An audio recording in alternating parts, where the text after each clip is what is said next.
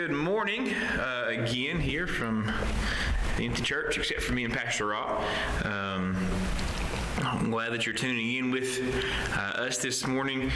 I hope you're doing well. You're staying safe and healthy and dry and warm as well during this crazy weather we've had, up and down, nice and warm and then cold again, and all those different things that are happening. But I guess as such the case is early spring. But again, we're glad you're watching with us. We miss you here. Miss being here with you every Sunday. Hopefully this thing will be over soon and we can be back together very quickly. If you will, go ahead and turn to Exodus chapter 9. That's where we're going to start today. We're going to pick right back up with our plagues.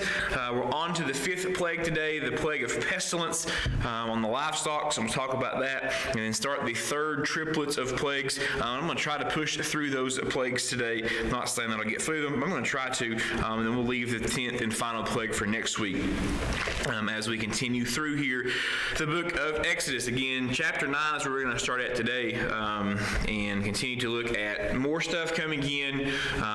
God now purposely pointing out the Egyptian people and causing these plagues to attack them specifically, while in Goshen there where the Israelites were, none of these plagues were happening to them.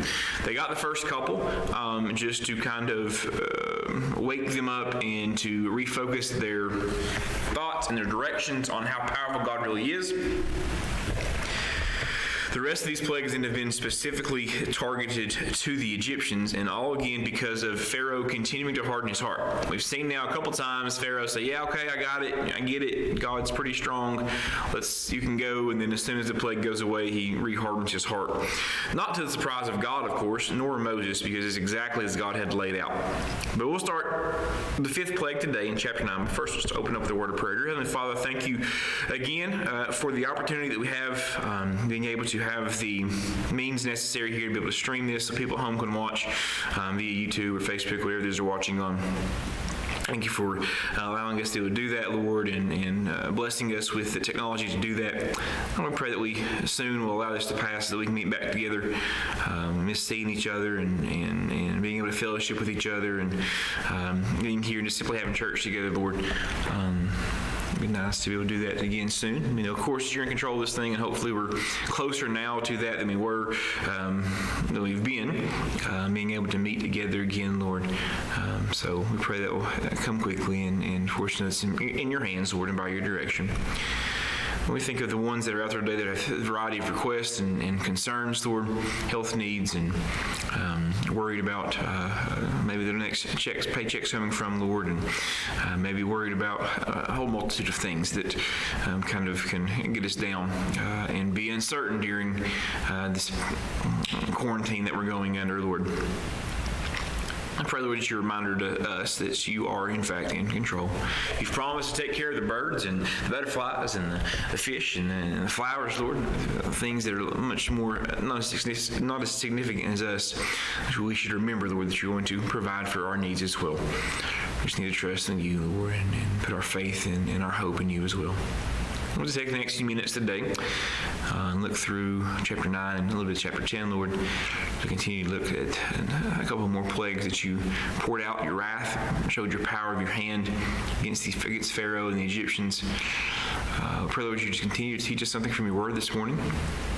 Recall to memory things maybe we've forgotten. Teach us something new. Lord, open up our hearts, Lord, and our ears, and allow your word, Lord, to penetrate us, Lord, to infiltrate our hearts, so that we can correct the problems we have in our lives, become more effective in our service of you. In your name I pray. Amen. Chapter 9 of the book of Exodus. We'll start by reading, the first 4 verses. Looking at again the fifth plague. Then the Lord said unto Moses, Go in unto Pharaoh, and tell him, Thus saith the Lord of the Hebrews, Let my people go, that they may serve me. For if thou refuse to let them go, and wilt hold them still, behold, the hand of the Lord is upon thy cattle, which is in the field, upon the horses, upon the asses, upon the camels, upon the oxen, upon the sheep. There shall be a very grievous murrain. And the Lord shall sever between the cattle of Israel and the cattle of Egypt, and there shall be then there shall be nothing die of all that is the children of Israel. So the fifth plague here was the plague of pestilence, which is, I guess, a little bit ironic, the pestilence that we're going through right now, on any of the livestock that remained in the fields. And again, we see God specifically separating the Israelites' livestock, keeping them safe, not allowing this pestilence to fall upon them, while also protecting all of the livestock that the Egyptians had brought into the shelters, right? Specifically says the ones that are there out in the field. So again, we see God one more time displaying now that His power by killing every animal left in the field and separating them from the animals that were left in the shelter. Right? He doesn't just mass exodus or kill all of them. He individually plucks out the ones that are still there in the fields, and again showing more of His power. Now, the exact nature of this plague, can't explain it, right? All of a sudden, just boom, all the cows in the fields drop dead. All the sheep in the field and the horses in the field, they all just fall over. So you can't explain the exact nature. You cannot be explained as a natural phenomenon. It can only be explained as an act of God. Now, this plague has some very specific importance on it. If you remember turning the Nile into blood, bringing up of the frogs, there's been an onslaught, right? God has declared a war on the false gods of the Egyptians. And He has just over and over and over again showed the Egyptians, Pharaoh, and the Israelites how He has continued to be the one true living God, that He is in fact Yahweh, and that all these false gods that the Egyptians serve, pray to, worship to, whatever, none of them they have zero power, right? We all know they have zero power, but it shows even more their lack of power when God is doing these magnificent things right before their eyes. Specifically, the god Apis, and Apis was the bull god, who would have been one of the more revered livestock gods of the Egyptians, and there's hundreds of them that they kind of serve and worship to. But Apis would have been the major livestock god. It was a bull, so all those bulls dying and all those livestock dying again, it would just have been just more God showing and displaying His power against the Egyptians. Now, why would the Egyptians leave their livestock in the field when God gave them specific instructions, first of all, what was going to happen, and secondly, gave them an entire day to get their animals into safety, right? If you go over in verse 3 of chapter 9, behold the hand of the Lord upon thy cattle which is in the field, upon the horses, asses, the camels, all the oxen, and the sheep, there shall be a grievous murrain. He specifically says the ones that are in the field.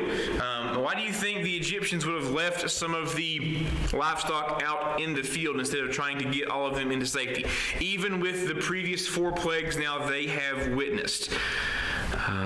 And the answer, of course, is because bringing their livestock in to the shelter, into the barn, and not leaving them into the fields shows that they would have had to somewhat believed that God was going to do what He said He could do. Right?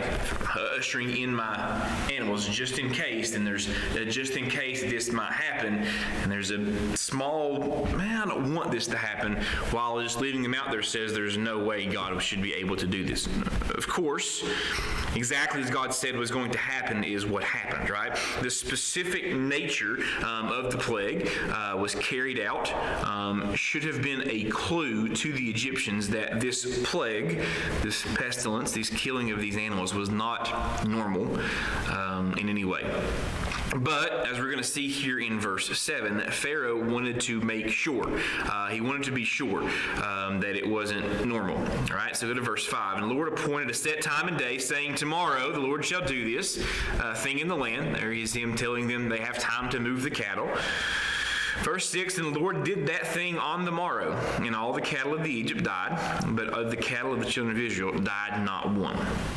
And Pharaoh, in verse 7, sent, and behold, there was not one of the cattle of the Israelites dead.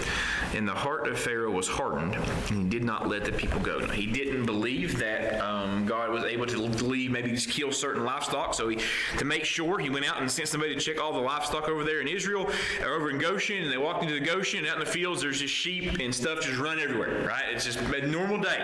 Out eating, no big deal. So he notices and sees that, and then we see his heart being hardened even more. Hardened with anger, hardened with bitterness, and also, I think, hardened with oh no, what have I done? Because I think deep down, Pharaoh, of course, knows and is starting to understand exactly what he is up against. Now, he's in a position, and he's so far gone in his false idols and his false worship that there's no way he can bend the knee to this Yahweh that Moses is coming in and talking about. But you know good and well, Pharaoh's an intelligent man. He would have realized that this is a lot more than he could handle. And I think we're beginning to see Pharaoh kind of coming unglued here at the seams as he's realizing just exactly what kind of God, what living God that he is in fact up against. Now, back in verse 7, we see him sending out a messenger to kind of see Israelites' livestock dead. Why do you think that maybe he would be very interested in that? Why would he be so interested in knowing that if any of the Israelites' livestock had died or not? And again, this would have just been another indicator for him of the plague's supernatural ability and that God has control here over life and death. Now, this is the first time we've seen like severe economical damage taking place here in Egypt. Yeah, the waters turned for a while. The frogs are there and they were a nuisance. The flies were a nuisance. But now God's really attacking some of the wealth and some of the stability here of Pharaoh by getting rid of the Egyptians who didn't bring their livestock into safety. What we see is a turn in the seriousness of these plagues, right? This was a much more serious plague, and they're going to continue to increase in their seriousness. But we see, again, Pharaoh's heart hardening. Now, this is the final plague, or the final plague in the second triplet. It becomes the worst one yet here for the Egyptians, physically being the worst one for them. We see that starting there in verse 8. Standing in front of Pharaoh, Moses kind of begins to talk to Pharaoh and tell him kind of the next thing that's going to take place. Verse 8, and the Lord said unto Moses and unto Aaron, take to you handfuls of ash of the furnace, and let Moses sprinkle it toward the heaven in sight of Pharaoh. And it shall become small dust in all the land of Egypt, and it shall be a boil breaking forth with blains upon man and upon beast throughout all the land of Egypt. And they took the ashes of the furnace, stood before Pharaoh, and Moses sprinkled it up towards heaven, and it became a boil, breaking forth with blains upon man and upon beast. So the final plague of this second triplet, God just instructs Moses to go get some ash from the furnace, and then to throw it or sprinkle it up into the air. And then when this happens, the air was going to, or when he did this, it was going to cause boils on all the Egyptians and the rest of the livestock who are safe. The boils here become so painful and debilitating that the Pharaoh's magicians were actually physically unable to stand before him and try to do this. Verse 11, right? We've seen the magicians be able to imitate to a certain degree some of these plagues. Verse 11, and the magicians, I'm sure Pharaoh started to get the boils, the people started to get the boils around him, wanted the magicians to come in, and the magicians could not even stand before Moses because of the boils, for the boil was upon the magicians and upon all of the Egyptians. Now, we've all been in some probably pretty serious pain before, for whatever reason. Some of you may have been in such debilitating pain that you could not even stand up. This was the case here. Right? They couldn't even move. They didn't feel like functioning at all because of these boils that were just all over their bodies. and causing such severe pain to all the Egyptians. Verse 12, and the Lord hardened the heart of Pharaoh, and he hearkened not unto them, as the Lord had spoken unto him. So the ashes that Moses and Aaron threw into the air most likely came from the very furnaces that the Israelites were using to make these bricks for the buildings they were doing. Pharaoh would not have missed the connection between the Israelites' suffering of them as being slaves and then the physical suffering brought onto them by the boils, right? He would have noticed that connection very quickly. That dust that they used to make those bricks would have had a very, very specific texture, look, and smell. He would have known as soon as Aaron or Moses would have pulled it out of the bag or had it in his hand or whatever the case may have been, he would have known exactly where it came from, and he would have felt and known the connection of the pain that he was beginning to feel in his body and the Egyptians were feeling because of these boils. But as you see, verse 11 and 12, it didn't matter. And just as God had said, even though that now his own people were physically suffering, so he's taken a great economical hit, he's taken a great hit to his power. Now his people and himself are suffering with physical pain as well. He continued to harden his heart, of course, just as God said that he would do. So as you can see from Plague 1 to Plague 6 now, these things have really increased in their seriousness, and they're going to continue to as we move through the third triplet of plagues, starting in verse 13. Now, verses 13, 14, 15, and 16 give us, first of all, just like this, followed a pattern now. The first part of chapter 7, the first couple of verses gave us the purpose for the plagues, then followed with the plagues. First part of chapter 8 gave us the purpose for the plagues, and then followed through with the plagues. Same thing here. We get into the half part here of chapter 9, starting with verse 13, it gives us the purpose for this third triplet of plagues, and then over into verse 29 of chapter 10, it goes through these plagues. All right, so let's read verses 13 through 16 and look at, first of all, the purpose for God bringing the third triplet of plagues. And the Lord said unto Moses, Rise up early in the morning, and stand before Pharaoh, and say unto him, Thus saith the Lord God of the Hebrews, Let my people go, that they may serve me. For I will at this time send all my plagues upon thine heart, and upon thy servants, upon thy people, that thou mayest know, that there is none like me in all the earth. For now I will stretch out my hand, that I may smite thee and thy people with pestilence, and thou shalt be cut off from the earth. And in very deed, for this cause have I raised thee up, for to show in thee my power, and that my name may be declared throughout all the earth.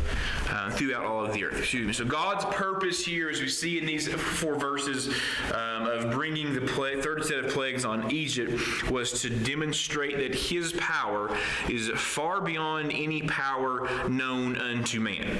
Right? God was not more powerful than just the false gods of Egypt. He was also more powerful than any god anywhere being worshipped by anyone anywhere on the earth, right? He is the one true God. There's nobody that has the power. There's no being, there's no sentient being, there's no unsentient being, there's no man, there's nothing that has the power that God has. And that's what the third set of plagues here is going to display. Essentially, God is now he's releasing the dam, right? He's pulling up the flood, the doors that are holding back the floodwaters. He's sending out the entirety, the full fury of his plagues, going to address Pharaoh's heart, his rebellious, hardened heart that he has, and they're going to see now more physical harm coming unto the people of Israel, of Egypt. And as Moses meets with Pharaoh here to start this third set of plagues, God has him remind Pharaoh that he could simply just wipe the Egyptians off the face of the earth, right? Just speak, not even speak, just think about it. And all the Egyptians could just be wiped off the face of the earth. But God has purposely tempered these plagues in order to use Pharaoh to display his power and make his reputation known worldwide, right? If we get down to verse 15, right? For now I will stretch out my hand that I may smite thee and thy people with pestilence, and thou shalt be cut off from the the earth. And in very deed for this cause have I raised thee up, for to show thee my power, and that my name may be declared in Egypt. No, not just in Egypt, not just in Goshen. As it says in the end of verse 16, my name may be declared throughout all of the earth. So we see this is, things are ramping up now. And it's the cause of Pharaoh continuing to hardening his heart and continuing to not allow his people go.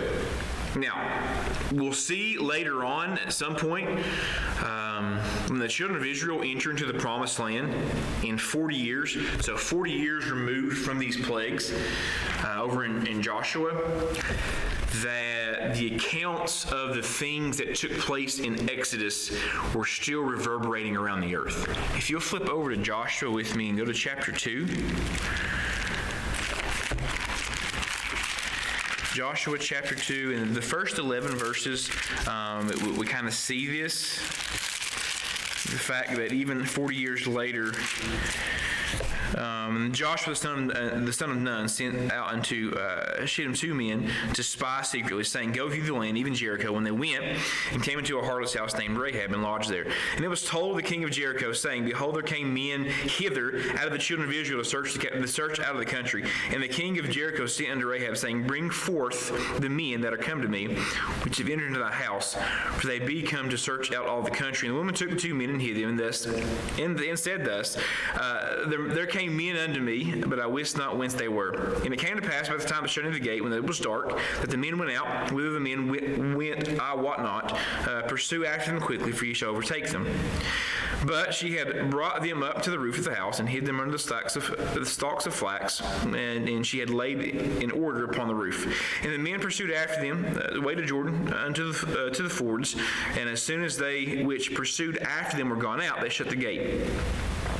You go down to verse 10, and it says, For we have heard how the Lord dried up the waters of the Red Sea for you to come out of Egypt, and what you did unto the 2 kings of the Amorites, and that they were on the other side of the Jordan, of Sihon and Og, whom ye utterly destroyed. So the children of Israel's reputation preceded them because of what is happening right now in Egypt and what is taking place 40 years before they even get to begin to take over the promised land. So we see God telling Pharaoh, this is going to happen. I'm going to make sure my name is known throughout the entirety of the world. 40 years in the future, we see exactly that taking place. Okay, let's get into the plagues. The real sense here, this message of God's redeeming His people out of Egypt, and kind of the same redeeming message is echoing on even in today. Okay, verse 17. Let's go to the plagues. As yet exalted thou thyself against my people, that will not let them go. Behold, tomorrow about this time I will cause it to rain a very grievous hail, such as hath not been in Egypt since the foundation thereof even until now. Send therefore now and gather thy cattle, and all that thou hast in the field, for upon every man and beast shall be found in the field shall not be brought home. The hail shall come down upon them, they shall die. He that feared the word of the Lord among the servants of Pharaoh made his servants and his cattle flee into the house. And he that regarded not the word of the Lord left his servants and his cattle in the field. And the Lord said unto Moses, Stretch forth thine hand towards the heaven, that there may be hail in the land of Egypt, upon man, upon beast, upon every herb of the field, throughout the land of Egypt. And Moses stretched forth his rod toward the heaven, and the Lord sent thunder and hail, and the fire ran along upon the ground, and the Lord rained hail upon the land. So there was hail and fire mingled with the hail, very grievous, such as there was none like it in all the land of Egypt since it became a nation. So we see Pharaoh still not letting the people go, still exalting himself against the Israelites.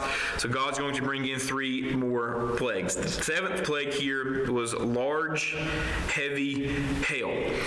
And we see that the heavy hail, if you look in verse 23, that the thunder and the hail, and then what else came down with the hail?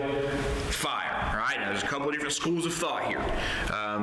One direction is that the actual hail was actually on fire as it came down and landed. Another school of thought is that the lightning was so bad it was striking the ground, striking around everything as the hail was coming down as well. And when lightning hits, of course, it causes fire and explosions as well. Could have been both. Could have been the fact when the lightning hitting the hail and the hail caught on fire and it was slamming into the ground.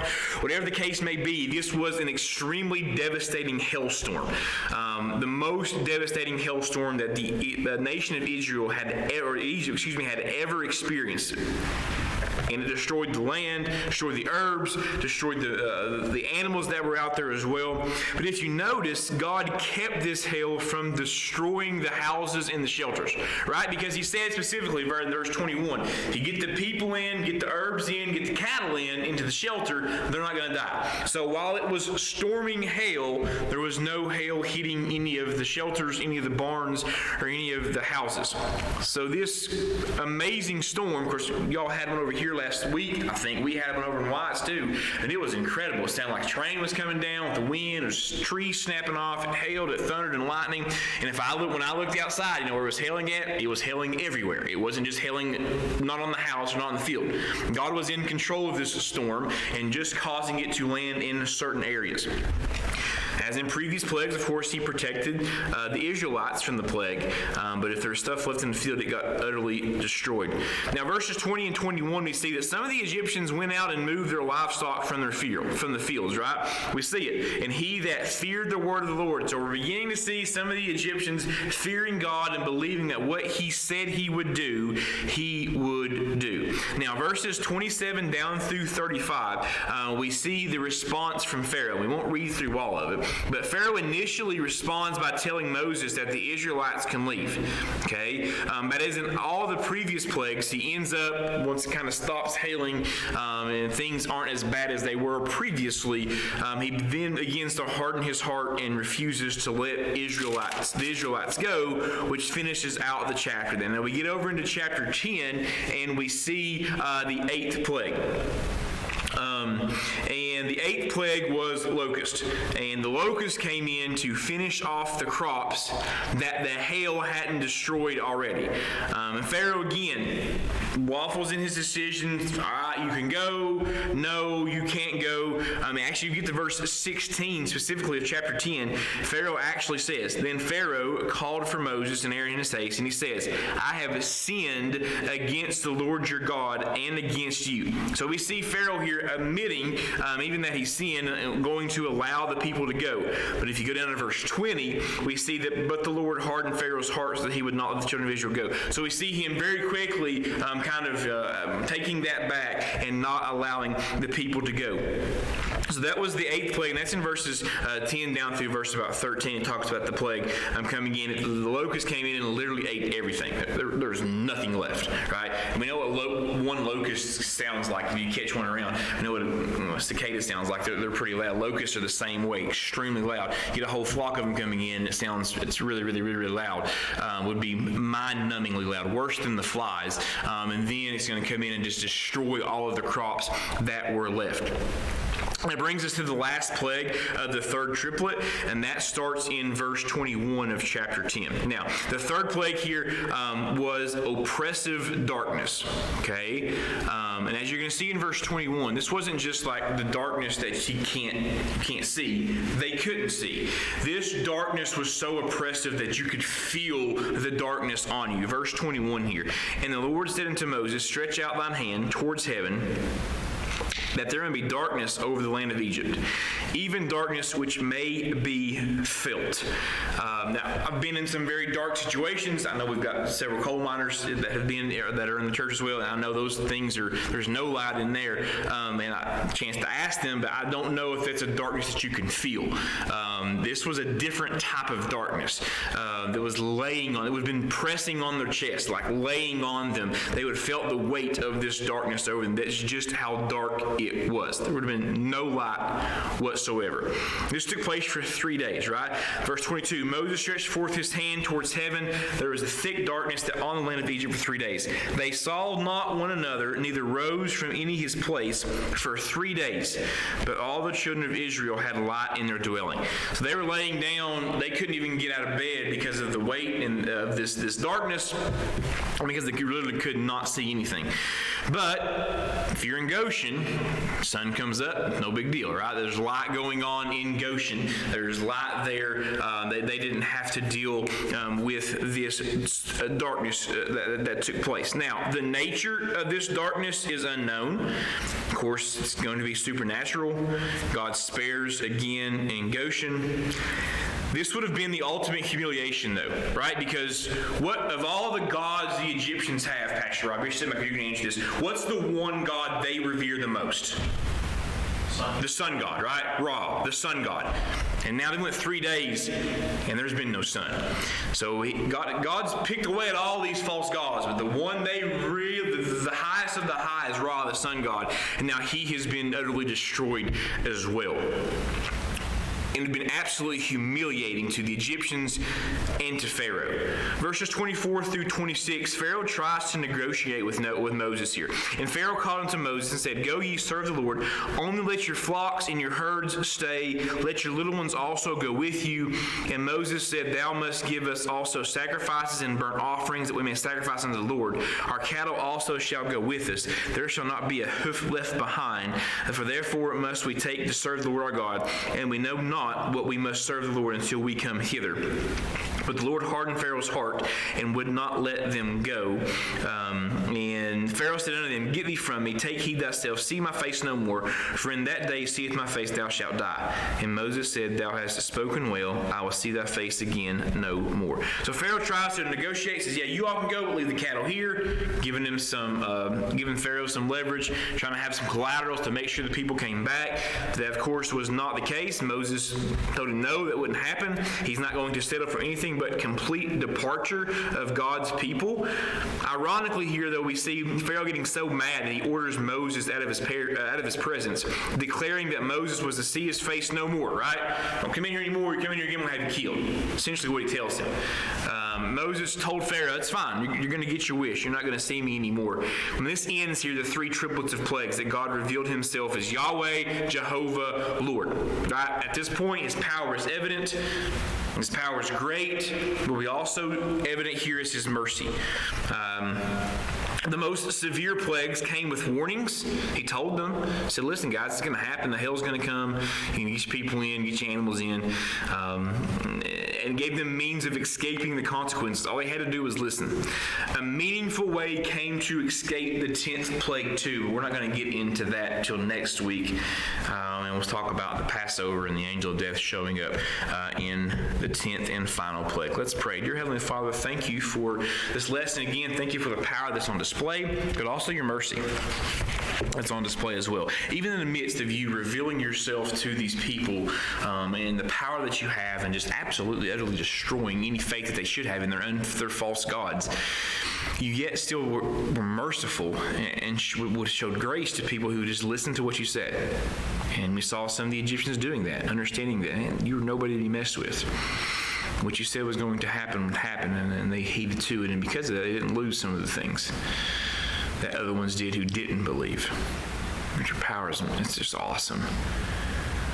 The ability that you have is just, it's incomprehensible.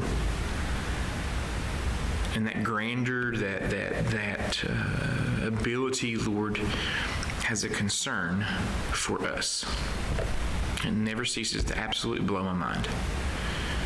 And you're concerned and care for just little old peons like us down here who really most of the time don't do anything but try to do what you don't want us to do.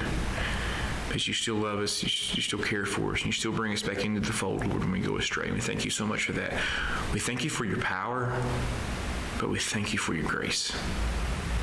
Lord, Pastor Rob comes here in the next few minutes, and he has a message for us today for the people who are listening at home. Lord, pray just use him in a mighty way.